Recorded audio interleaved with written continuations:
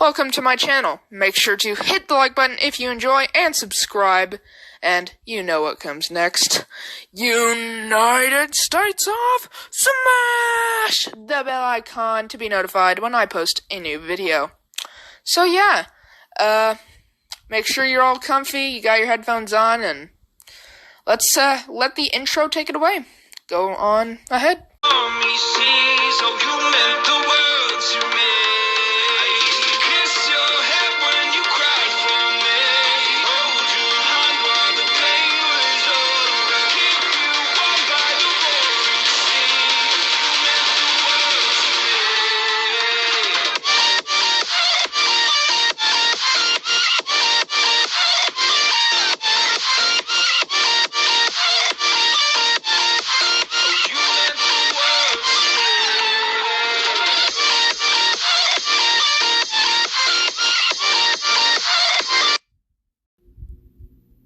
Thank you very much, intro.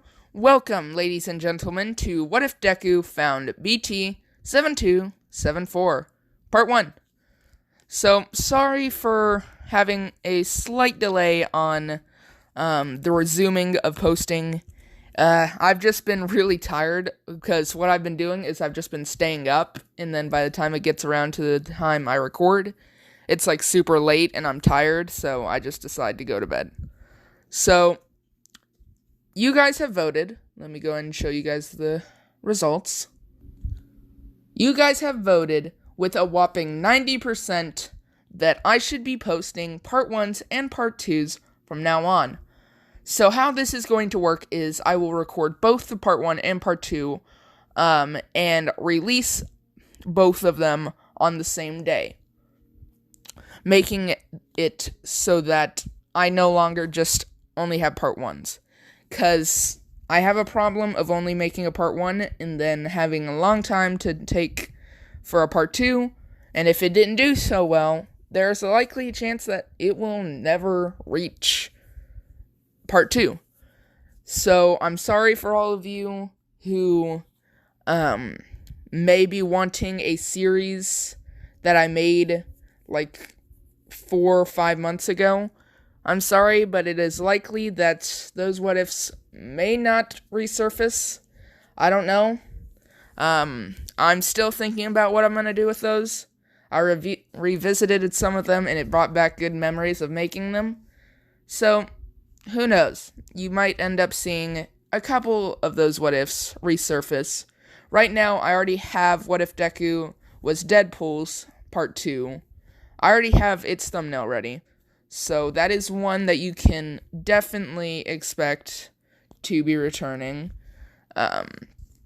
So yeah, I'm sorry for taking a little while to get back, but I am back, and I am back better than ever. I will be posting at least 2 what-ifs with Part 1 and Part 2 over this weekend, or at least I hope I will.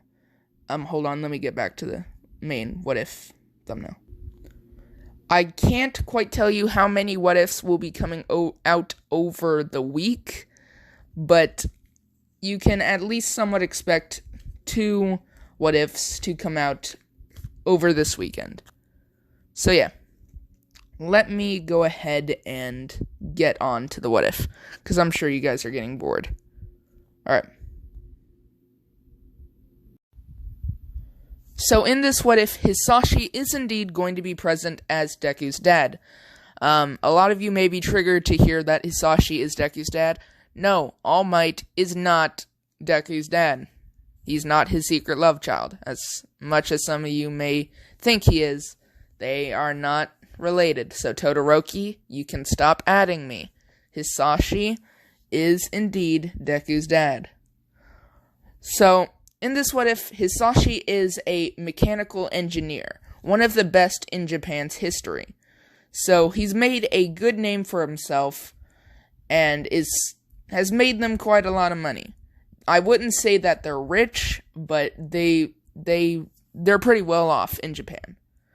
So, resuming the what if, finally. So, we are going to start at Deku's birth. Inko would be pushing really hard as she's in agonizing pain to get Deku out, as Hisashi would charge into the room and would begin holding Inko's hand, as Inko would be very confused as Hisashi was supposed to still be at work. As Hisashi would say, "Don't worry, honey, I got everything finished and rushed here as soon as I can. I can't miss my own son's birthing." As Inko would be really happy to see that Hisashi isn't one of those dads to miss his own son's birth. So this would cause Inko to push even harder. And after a few more minutes, Inko would give birth to Izuku Midoriya. Hisashi would be the first to hold him at Inko's request, and Hisashi would be thinking to himself how much Deku really looks like him. Deku took after his green eyes, his green hair. Deku is the spitting image of him. And Deku is everything to Hisashi. As Hisashi would give Inko Deku, and Inko would share the same thoughts as Hisashi. She would think about how much Deku really looks like him. So now we are going to skip 4 years into the future. So Deku would be at the Quirk Doctor, as the Quirk Doctor would give them both the bad news. This time, with Hisashi around to be able to teach Deku about the disappointments of life, Deku wouldn't be nearly as saddened. He would still drop his All Might toy, which Inko would quickly levitate back up to him before it hit the ground. Hisashi would ask if it's possible if there was any mistakes that could have happened as the tests were going on. As the doctor would say, "No, we have the top tech in all of Japan. And we wouldn't lie to you, sir. Actually, a lot of the doctors here quite admire you. So we would not lie to you, sir. There were no mistakes. Your son is quirkless." As Hisashi would put his arm around Deku and comfort him. When they got home, Hisashi would give Deku a talk about the disappointments in life. As Deku would say, "I know, Dad. I know. Do you think I can just have a moment?" As Hisashi would say, "Alright, bud. I'll leave you be." As Deku would turn his chair around and play the All Might video. Deku would watch in amazement as All Might would save all of those people with a smile on his face. Deku would think to himself if it was even possible for him to become a hero now. But Deku would tell himself that he will become a hero. He will save people like All Might. The next day, Deku would go to school, and everyone would be showing off their cool quirks. And when Deku would eventually be called on, Deku would go up to the stage and say proudly that he has no quirk. And after a moment of silence, everyone would begin laughing at Deku. And after Deku would sit back down in his chair, and after listening to everyone laugh at him and mock him, all of Deku's courage and charisma would just melt away. Deku would be sitting there, expressionless, staring at his notebook. Deku would be emotionless in this moment.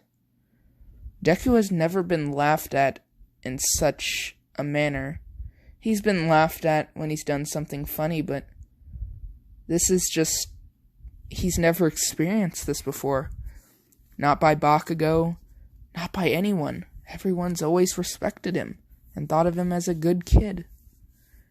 And now to be openly humiliated in front of everyone, Deku just has no words for how he's feeling.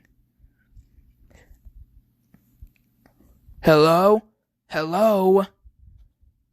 As Deku would hear Bakugo trying to snap him back to reality. As Deku would look back up towards him, as Bakugo would start laughing at him, as he would say, "What's wrong, Deku? Are you sad that you're quirkless? And that your quirk... Oh, wait, you don't have one. Ha ha ha. What I was going to say is that your quirk doesn't match up to mine. But wait, you don't have one. Ha ha ha." As everyone would begin laughing at Deku again. As Deku would stand up and say, "I'm proud. I am proud that I'm quirkless. Because I wouldn't want to be a snob like you." As everyone would gasp and stare at Bakugo. As Bakugo would clench his fists and throw Deku's table over and start pushing Deku. As he would say, "What are you gonna do about it? Huh? Huh?" As Deku would fall onto the ground, hurting his knee. As Deku would say, "What? Are you gonna throw a tantrum? What's wrong, toddler?" As Bakugo would start lighting off explosions in his hand as he would go to punch Deku. But the teacher would grab Bakugo's fist and would send him out of the classroom as he would set Deku's seat back up and would tell Deku to sit down. As he would talk to Deku about asking his parents to enroll him in a different school. As Deku would ask, "Why?" And the teacher would say, "Well, because you're quirkless. I'm afraid we can't have you tolerating our very high expectations. A lot of people come to this school because it's very, very high when it comes to not only heroes coming out of it, but also scholars and other great minds. And unfortunately, you fall into neither categories." As Deku would say, "No, I won't. I'm going to stay in this school and show everyone that I can become a hero without a quirk." As the teacher would scoff and would say, "I shouldn't have saved you." As he would walk back and dismiss the class. As Deku's walking home, Bakugo would ambush him and would push him to the ground, as he would say, "Huh? What's wrong, Deku? You should have never left the school grounds, so I'm gonna beat the crap out of you for what you said. You humiliated me in front of everyone. Now you're gonna pay." As Bakugo and his friends would begin teaming up on Deku, beating him to a pulp. Deku would be able to escape and head towards a cave. Deku would get into the cave and notice how beautiful it was. There was a lake inside of it. There were flowers. It was beautiful. As Deku would look up and see that it had a giant hole in the middle, right above the lake. As he would see a little island, just big enough where they could probably set up a tent on it. Deku would decide to stay in that place till things with Bakugo calmed down. As 8 p.m. would arise, and Deku would head back home. Deku would get home, and both Hisashi and Inko would be very worried about Deku, as they would ask where he's been, as Deku would say, "Oh, it was nothing, it was nothing. It was nothing." As Hisashi would say, obviously it was something. You have a black eye, Deku. Your knee is bruised to heck, and you've been gone for almost 7 hours. Something happened. As Deku would tell them about how Bakugo beat him up, and he was forced to flee to this beautiful cave. As Hisashi would ask where the cave was, and Deku would tell him. As Hisashi would tell Deku about how he once went there with his friends. So, Deku would get an ice pack and would be sent back to his room to get some sleep. And for the next few years, Deku would constantly be beaten up just like that. But it seemed like every month it got worse. One day, when Deku was 7 years old, he would come home with a broken arm after getting in a confrontation with Bakugo. Hisashi would finally think that he's had enough with Deku coming home bruised and with black eyes. Hisashi would enroll Deku in Gunham, or whatever his training course was. The same training course that Uraraka would take in 6 years. Technically 7, actually, I'm pretty sure. So, Deku would begin training there, and for the next year, Deku would rise through the ranks, becoming Gunhams. I'm just going to call them Gunhams, because I know it starts with Gun something, but I forget the rest, so I'm just going to call him Gunham. You guys can replace it, or tell me what it is in the comments. And Deku would quickly become one of Gunham's best young students, beating out some of Gunham's best adults. And the reason why Deku did so well is because Deku has a lot of courage. Deku is brave, and he wants to learn how to step up to Bakugo. He wants to become a hero. And that want is turned into fuel that allows him to keep his train going and allows him to rise through the ranks. And after the year is over, Deku would leave Gunham Studio for the last time. As Deku would say, I won't get beaten up by Bakugo again. I won't. So, that night, Deku would be laying down in bed as he would hear a thunderous roar, as he would hear a crash. Deku would look out the window to see huge flames. Deku would run outside and head to a nearby cliff that was overseeing where the fire was. Deku would look down and see a huge ship with people surrounding it. As all of a sudden, the military would roll up and would begin opening fire on the civilians that are enclosing the ship. Within moments, people would be running away from the ship screaming, as the military would walk up to the ship. Deku, knowing that he wouldn't be able to get any closer, would decide to just head home before the military saw him and shot him. So Deku would get home and would go to sleep.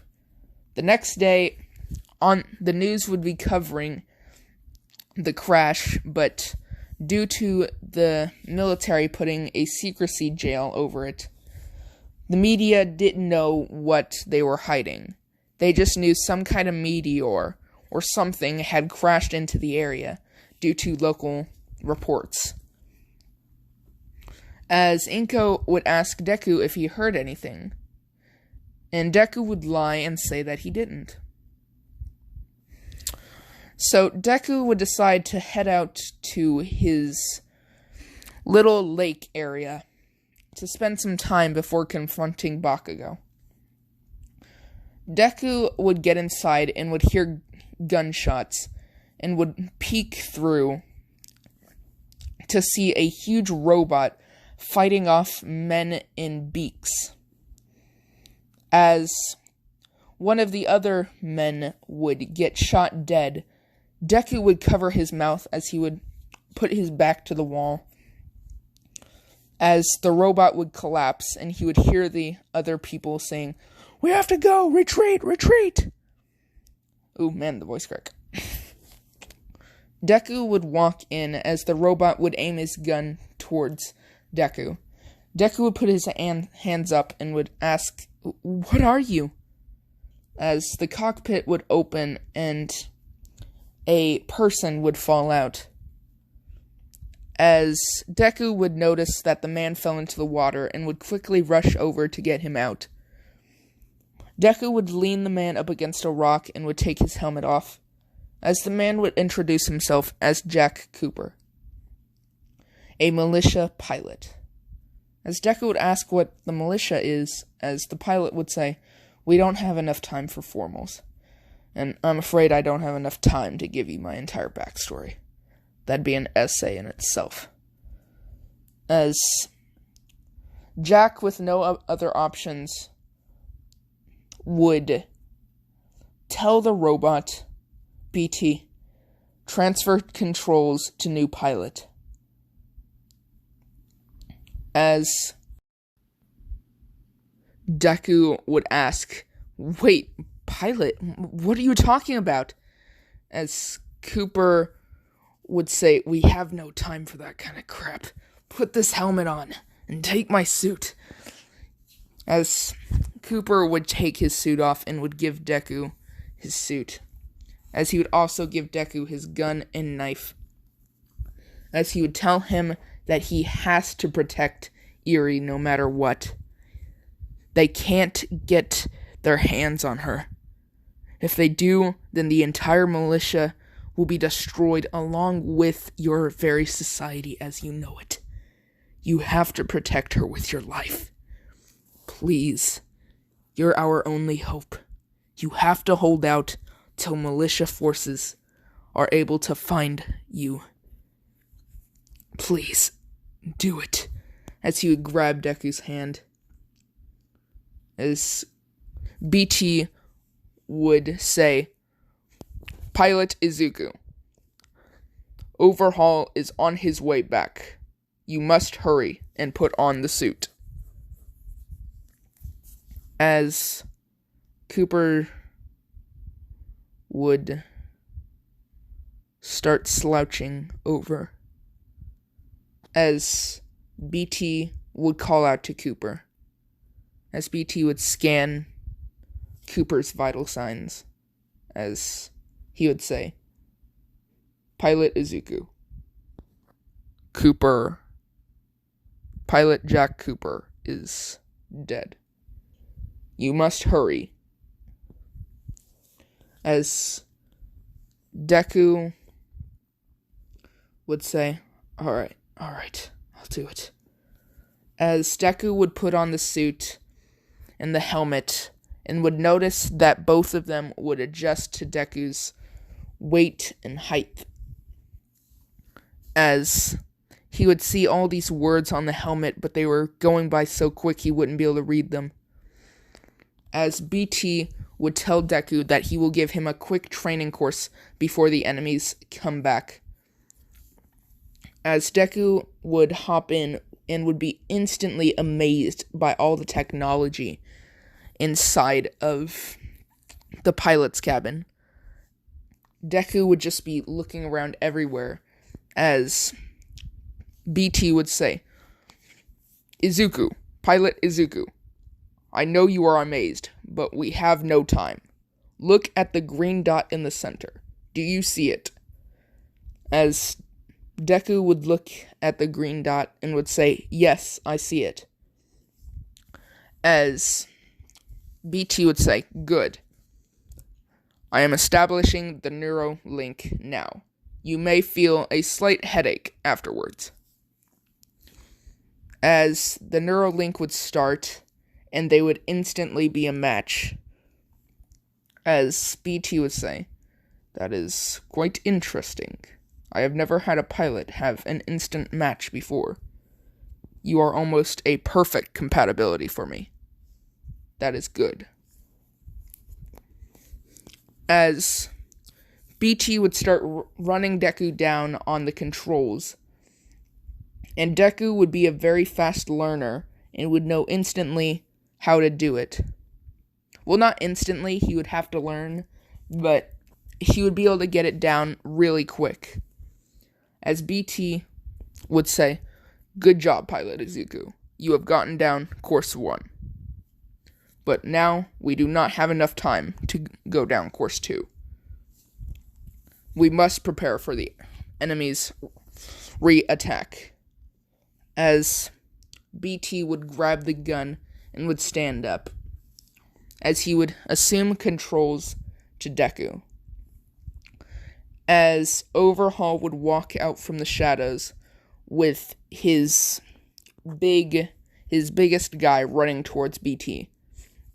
BT would activate the vortex shield and would begin blocking all of the man's punches, as BT would aim his gun towards his head and would pull the trigger, blasting the man's head into billions of pieces, as he would launch the vortex shield straight at the man, launching him into Overhaul's forces, killing 3 of them. As BT would say, "I'm sorry, Izuku, I had to take control on that one." As Eri, seeing Overhaul, would instantly become afraid and would run out to try and get him to stop, as BT would tell Deku to stop her, as Deku would put BT's foot in front of Eri, preventing her from going towards Overhaul.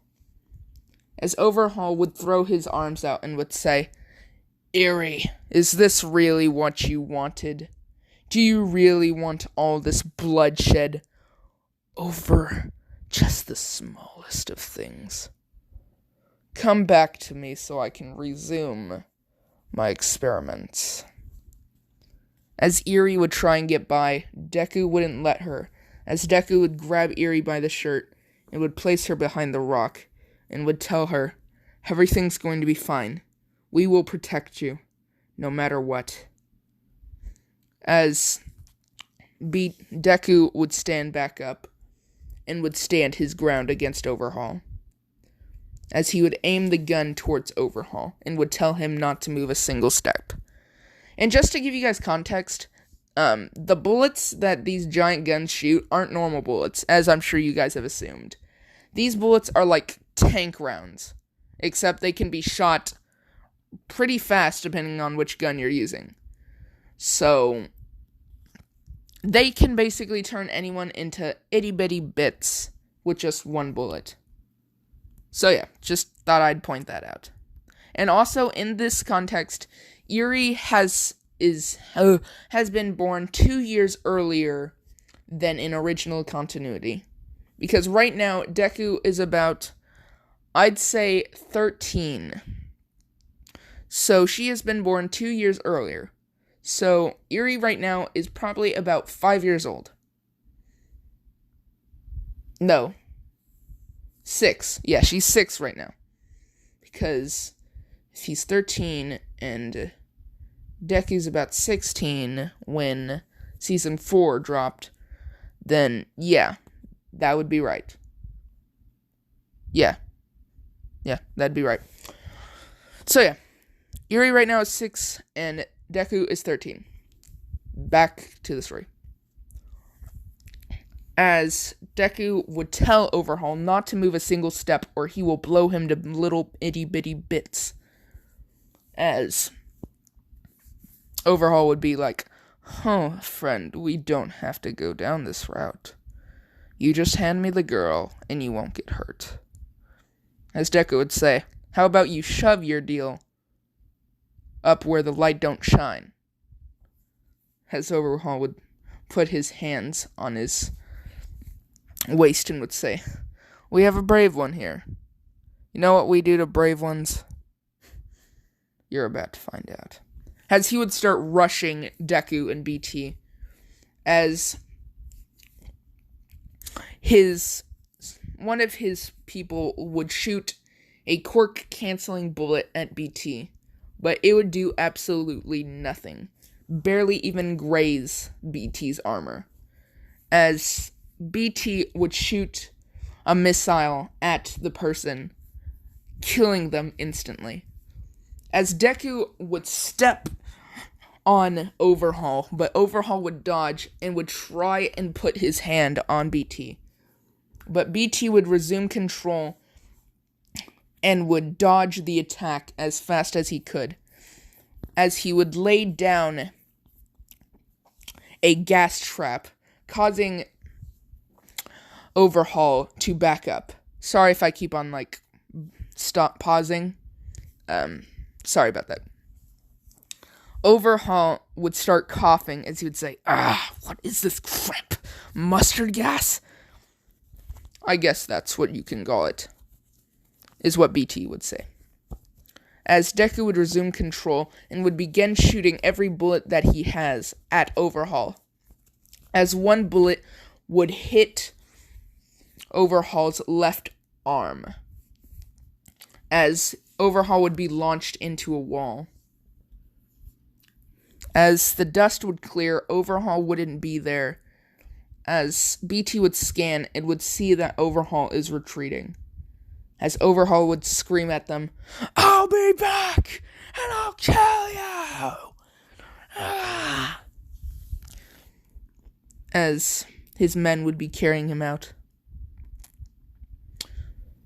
As Deku would tell Eri that she can come out. Eri would come out and would hug BT's leg, as she would thank them for saving her. As Deku would exit the cockpit and would say, "Don't worry, it's what a hero does. Heroes were born to protect people. Some people just want to become heroes for the fame. But what we just did here today is what real heroes should do. So you don't have to say thank you. It's just my job."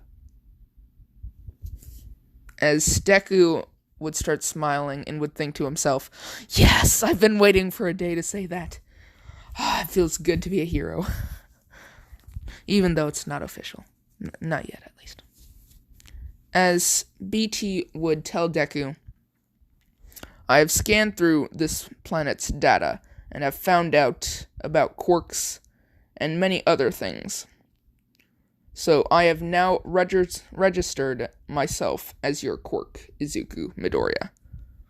You are now officially quirk-filled. I don't know, people call people quirkless when they don't have quirks, so quirk-filled." As Deku would smile and would say, "Thank you, it means a lot." As Deku would notice that BT is quite damaged from the crash, as he would tell BT that we have to get you fixed, and would bring BT to Hisashi. And that, ladies and gentlemen, is the official ending to this. Well, when I say official ending, I mean to this part, because I had to do one other part. I technically had to delete 10 minutes of footage because of how bad I was stuttering. So, yeah, I hope you guys enjoyed this outcome a lot better than my last recording was. So, yeah, hope you guys enjoyed. If you did, please hit the like button. It means a lot, because that tells me that you guys enjoyed it. And hitting the like button is free. And why not do it? Because it helps spread this video to other people and helps get this video out there. So please hit the like button. And if you don't want to miss out on part 2, which is coming, make sure you subscribe and United States of smash the bell icon in the face as we do. And I will see you all in the next part. Peace out.